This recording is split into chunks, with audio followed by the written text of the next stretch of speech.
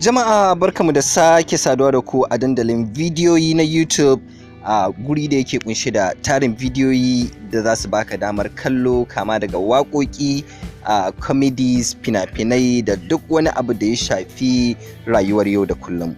A yau zan nuna muku ne ta yadda za ku yi searching ɗin channel ɗin fitaccen mawaƙin nan wato Adogwanja cikin sauƙi ba tare da ka sha wahala ba.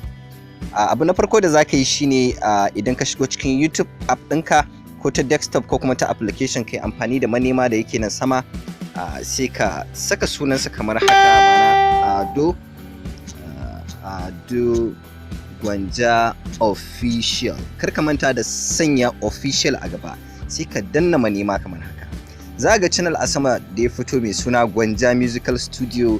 To wannan shine asalin official channel din mawaƙin nan wato Adogwanja.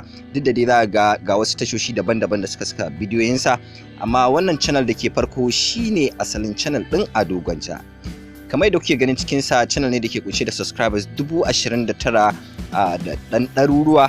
Kar ka manta da danna masa subscribing kafin ka ci gaba. Sannan kuma za ka iya yiwo ƙasa inda ga ɗaya takwarar tashar tasa mai suna Adogwanja official, wanda ita ma kai tsaye za ka iya ziyartar ta nan wajen, kuma za ka iya subscribing ko kuma kallon sabbin bidiyoyin da ya sake kama daga audio zuwa video.